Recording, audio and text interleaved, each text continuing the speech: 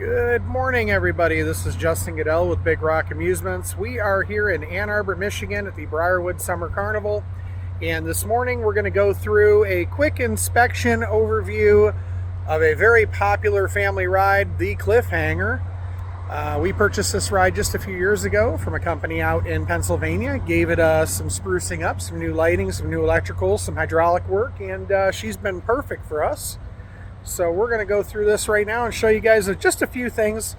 This is going to be a brief overview. I ad-lib all of these, so pardon any ums or any pauses. So we're going to go ahead and go through these and see what we can find. Show you guys some of the things that we look at here on a Dartron Cliffhanger. Dartron, aka now known as Batek. This is a wonderful ride, family ride that people absolutely love and enjoy. Definitely has a family appeal, gives you the feeling of flying. We're not going to be able to do an operational check right now because we are on our house power, 24-hour power right now, and I don't want to stress our generator. It's a smaller generator we use at night.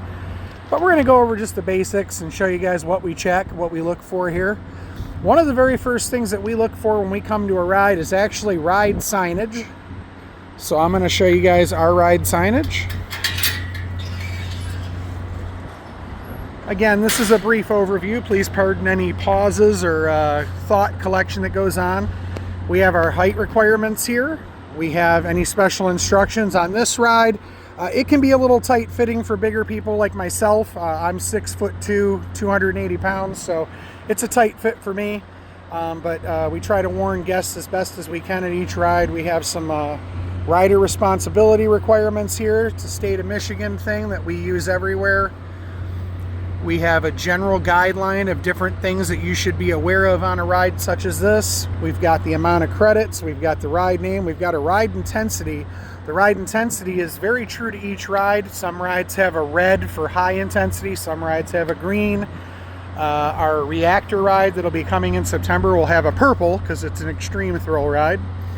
But this ride, all riders must be 46 inches tall to ride. We verify that here at the signage. The operators also use a height stick so they don't have to constantly make people leave the ride and come back to the sign if there's a question. But we do have this ride signage. We also have our sanitized station. It's always good to stay clean. We always make sure that our enter and exit signs are intact. We want everything to be clearly labeled.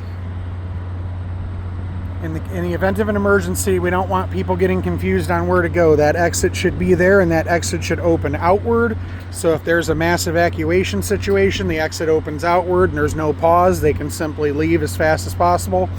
We also almost always try to have the enter gates open outward, just so you don't have people leaning up against the gate and all of a sudden the gate falls open and you're falling into a dangerous area. We check our controls. We check all of our controls here. We make sure that everything is intact. All of your switches are working. All of your reactions are proper. Check everything. We check our e-stop during operation. This ride, the e-stop actually shuts the ride power down, uses a shunt trip breaker. We want to make sure that our operator presence switch is working and functioning properly. A little known fact about this ride, the foot switch actually operates two different aspects of the ride. When you depress the foot switch, there's two micro switches in here. One operates the lower operation of the ride, and then when the ride raises up and hits the first limit switch, it actually switches over to the other side of the switch. So both switches have to be working properly in order for the ride to operate. We're going to move on. We've got our cable guard protectors over our cabling that runs through the ride. Try to do our best with that. This is our one of our vehicles here. This is a ride where the customers actually lie down on the ride, such as a hang glider. First thing we check is for all of our padding. We want to make sure that all of our padding is intact and proper. We're actually in the process of replacing all of our pads right now. We've got 90% of them done. These fun little bad boys right here are the next ones. They're being changed tomorrow during our downtime.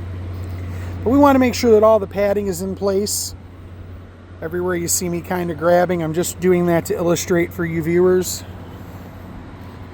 We check to make sure that our locks are in place and locked. so the lap bars stay intact. These lap bars are actually removed on teardown and setup, and they're set down lower into the cradle for racking. So these lock pieces right here are very important. We want to make sure that they are locked and in place, and that these tabs can't move, and they can't detach a lap bar during operation. We check for cracks and breaks in the handles, the rider handles. Check for the chin pads. We also want to make sure that all of our body boards are in place. Body boards is the term we use, but these are the plastic carriers that the riders ride on. You want to make sure that these have no breaks, no cracks, no missing hardware. Very important. A crack, will it fall apart? Absolutely not. But can it pinch somebody's skin and cause a minor injury? Yes, and you don't want that. Nobody wants any injuries. We've got our knee pads for when they're getting in and out. We want to make sure that those are intact. We want to make sure that your vehicle has a proper number on it, a proper number designation. We want to make sure that our middle pads are intact and not broken or missing hardware or cracked. And then we want to check our locks and cables. How this works: this ride has a spring-loaded cable reel. And when we push in our button down here, we can open them. The cable reels allow for the bars to stay in the upward position. If you have a weak reel and this thing is falling down without pressure against it, obviously you have a faulty cable reel and you want to replace that as soon as possible. A lot of times we will simply close the tub for that day until we can get the parts on in the morning. We always keep a stock of these particular reels. Our zero gravity has a similar setup for the door. Now, a little side note, this is a early model cliffhanger, and it has a slightly different locking mechanism than the newer ones, which actually threw us off the first time we were inspecting it, but after some guidance from Batech, we realized, okay, we're good. So this one comes down, it has a single lock here, locks into place, give it a nice tug, make sure it's locked, and it has a push button right here. That push button allows it to open. Hopefully I'm illustrating this properly. And then the secondary lock on this style cliffhanger is what they call a hood latch lock. This comes around and spring load locks right up against here, and that allows for if this lock were to fail, this would hold that shut until such time as the ride could be stopped. So nice little footnote, different type of lock. The newer cliffhangers have a double lock here and no secondary here, and it's a little different system. If we ever purchase a newer cliffhanger, it'll have a different lock system, but for right now we're very happy with this ride. We want to check our kites. Want to make sure that our kites are intact, no hardware missing. Hopefully this camera is not auto-focusing too much on us. Want to make sure that our lock nuts are in place. We want to make sure that everything is up and up. We want to make sure that we don't have any tears or issues in the canvas that can catch a rider's hair or anything like that. We move up a little bit more and we're up here to the hangers. We want to check for any leaks in the hydraulic braking. The running joke is if these things don't leak, it's because you're out of oil, but truthfully, if you make sure that your calipers are in good shape, your seal kits are always being replaced when necessary, you'll usually have not too many issues. We also check our hydraulic lines that run to these brake calipers. They run all the way through the sweeps and all the way to the center. And we like to make sure that these hoses that are running through the bottom of the sweeps, the trough of the sweeps, and the tops of the sweeps are intact and no leaks, no breaks, no ABCs, abrasions, bulges, or cuts. So we make sure that all of this is intact and operational. When you do your operational checks, you give these tubs a little tug, get them swinging, and then you lock the brakes to make sure that they're locking in place. We don't want these things swaying or moving front to back or left to right when the passengers are loading on and off the ride. We also check our bushings. That is the setup right here around the pin. The nylon bushings, we want to make sure that those are intact. You don't want excessive play or excessive wear in those. If you have any issues like that, you do need to replace them immediately. Moving on, we check all of our blocking. I'm doing this a little bit out of order. Please apologize for that, but we check all of our blocking. A good firm base. You want everything properly crib blocked. Looks like my guys were doing a little bit of cleaning last night. But you want everything to be properly crib blocked, meaning a pyramid. And that's for proper distribution and stability. You want to make sure that all of your valley cloths are in place.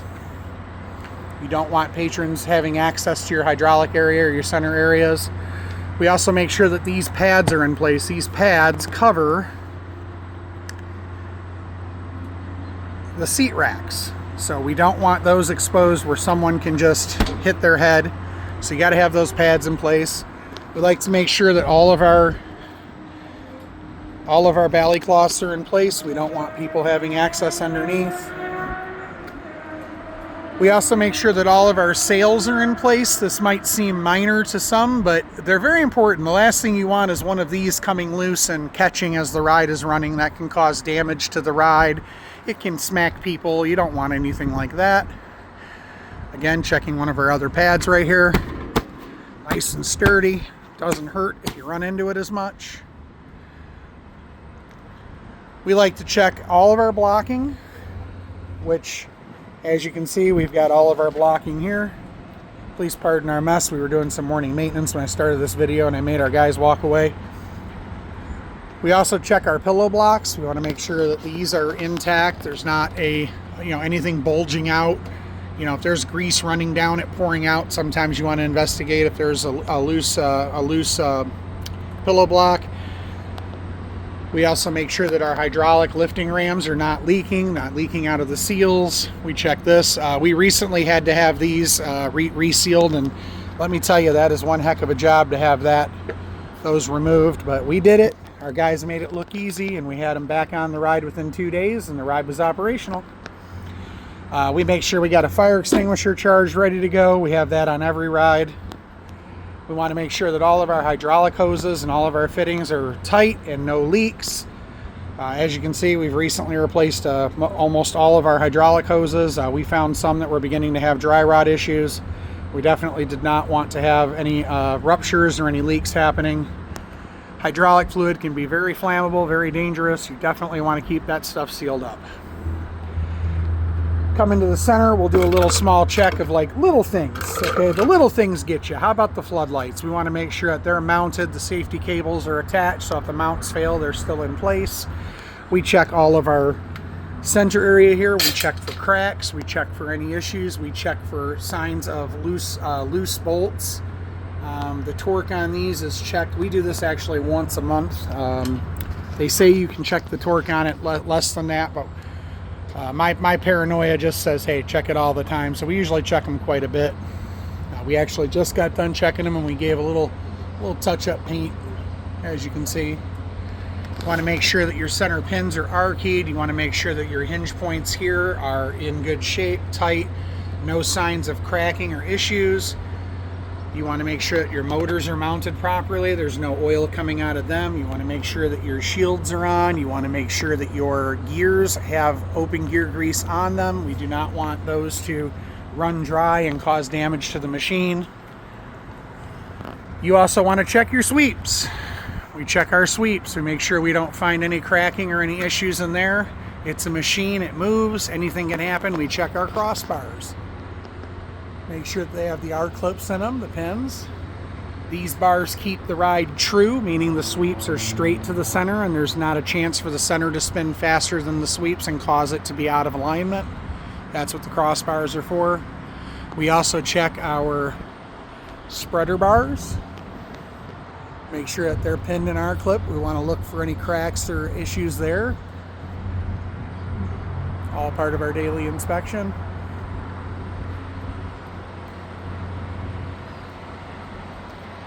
All is looking good. We check all of our electrical, make sure that our main breaker is operating as it should. The last thing you want to not be able to do is turn the power off in an emergency. So again, we're not going to do an operational check here only because we're on daytime power and we don't wish to stress that generator. It's a smaller plant used for powering the houses and our food trailers. It's not meant to operate major rides. As I'm walking around here, I'm going to point out a few little things here. We always want to make sure our cooling system is working.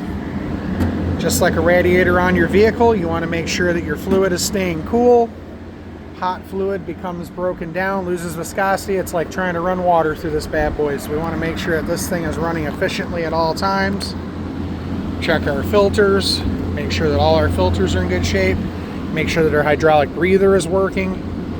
If you see fluid bubbling, you know you got a problem.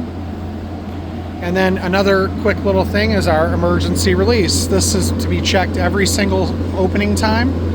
We send the ride up, take it all the way up to the top, and then we check that valve to make sure that it will bring the ride down in the event of a power failure or other emergency. And we make sure that that's working at all times. Another quick little thing we'll check is to make sure that our fence is where it should be. This is a non-attached fence. This ride does not have a platform. And we like to take a little bit of the guesswork out of this here at Big Rock. We actually mark our fence marks. That gives our guys a reference point of where the fence needs to be and how it needs to get there. And that's a point that we do here. We do that on our yo-yo, our sizzler, our cliffhanger, some of the kiddie rides. Any ride that leaves a lot of guesswork on the fence, we like to just take that out of the equation. Ooh, somebody had a deep fried Oreo. But that's our fence marks. You want to make sure that all your fence is compliant. It has to be 42.4, meaning the fence has to be 42 inches high, no more than 4 inches in between the slats. That's very important. No more than 4 inches above at the bottom. That's ASTM compliant fence. And you want to make sure you're not missing any slats. You don't have any broken fence. When you have people that are going to be lined up around the ride on a busy night, you know, they can tend to mess with things or stand on the fence, and you can occasionally get broken. So hopefully you guys have found this video not to be too boring. If I missed anything, I promise you it wasn't intentional. We were just kind of glazing through it. We're trying to spread the word out there in the industry about our safety inspections, the things we do every day. People often have a misconception about traveling carnivals and the ends to which we go to make sure that they're safe at all times. Obviously, nothing in this world is 100% safe any day, but we go 99.999999% and always try to make sure that we are ahead of the curve on safety here at Big Rock and many shows across the country. Safety is always our number one concern, above and all. Again, this is Justin from Big Rock Amusements. We really do appreciate you taking the time to watch, and we will have some more videos coming up. A lot of people get a kick out of the how it works videos and the inspection videos, so we're going to try and produce one of those every few weeks this season. We're getting started here. We're a little late to the game. Our spring season was very rainy, so it was very difficult to find days to do these kinds of videos, but we are in Michigan at Ann Arbor, Briarwood Mall, Spring Carnival, Summer Carnival, sorry, it's summer now, technically. Summer Carnival here at Briarwood Mall. We are open Thursday, Friday, Saturday, Sunday this following weekend. We are closed Monday, Tuesday, Wednesday for maintenance and cleaning. We'll be reopened this Thursday. We hope to see you guys here, and thank you for tuning in to our channel.